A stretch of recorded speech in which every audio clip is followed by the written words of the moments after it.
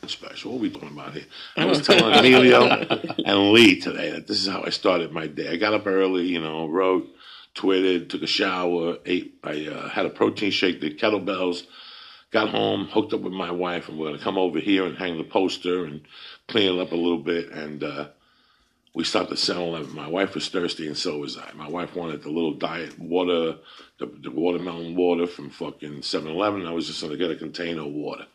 I go in, but when I'm paying for it, I see some dude with earphones and like a hood trying to be cute in front of the 7-Eleven. And he's trying to get my wife's attention. My wife is looking at the fucking cell phone. So finally I come out and he looks at me and I go, "What's up, dog?"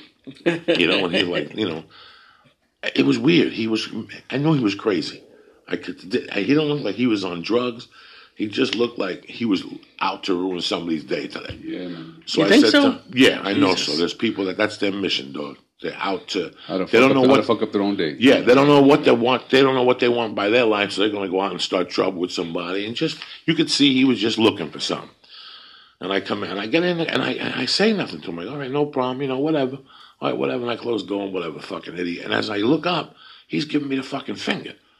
And then he's like, "Fuck your fucking wife too, motherfucker." Dog, I put the car in drive and I just drove at him.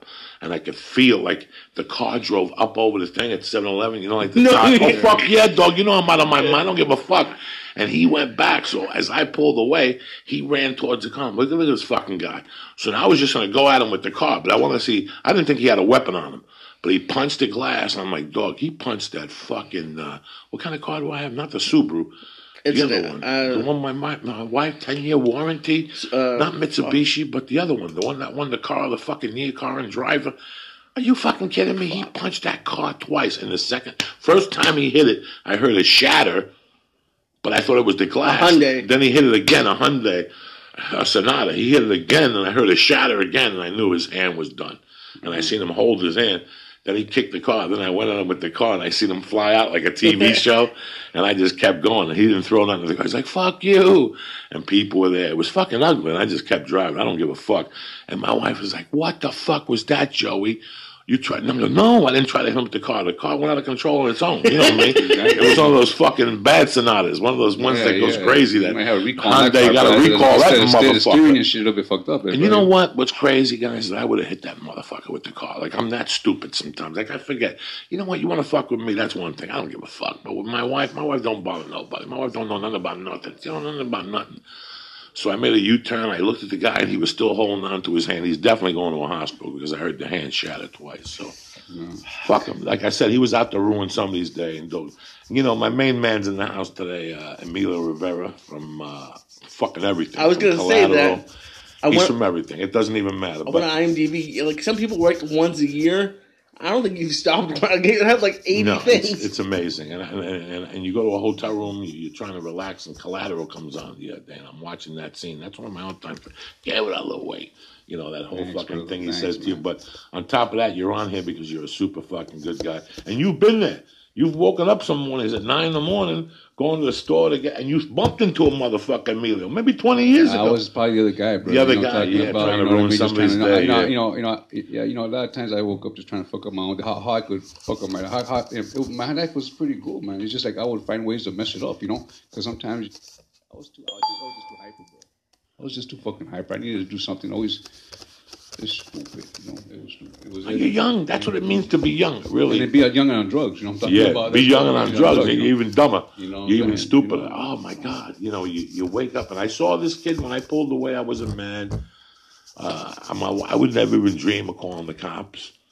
It's not my style. It was just one of these things that I felt bad for him. After it all went down, it didn't even have to go down that way. I feel bad because I would have fucking ran over his toe. I would have. When he flew out, it looked like a TV show. Like he just got TJ Hooker or something. It was like TJ Hooker. Jump over the hood. And I will hit a motherfucker with a car. The saddest thing. It's the saddest fucking thing. But it's who the fuck we are. Well, that's too bad that you had to go through that. We know you're a tough guy, Joey, back in the day. No. But see, what happens is that don't ever go away. That doesn't ever go away. It's locked in there. It's locked in there. A lot of times we're holding our mugs, man. But once in a while, something like that, and it all explodes. All the stuff that you've been holding down will come out, and that's dangerous, man. You know, it's funny that I was never one of those guys. And if something did go down, 9 out of 10, it was over a friend of mine that I got involved or something. But that's been for a long time. And today it was just a real. Usually I walk away from those things. I see what that's for. I saw what it was. I saw what it was as soon as I got in the car. But if he would have kept talking to me, I would have kept giggling. I told you that fucking Jew the other day in Miami told me to go fuck myself. And I just laughed because he was Jewish. I love when somebody Jewish tells me to go fuck myself. Finally, somebody's real. These motherfuckers walk away and tell you, oh, no, because we wrote the project out. We wrote that character out. This Jew in Miami told me, go fuck yourself. Okay. Well, I mean, it's. I'm not gonna say it's good that you hit him because, like, God forbid, what if you knocked him and then he knocked his head and he died and now you're in jail forever? But, like, I'm a timid guy and I've always, like, gone home after a situation like that. Like, I wish I'd hit him or done something like that. So, like, what do you feel after that? I felt the same thing I felt when I was there. If I would have saw him reaching, I would have ran him over. Like, I would have had a justification. If I would have saw him reaching for a weapon or a knife, I would have run him over.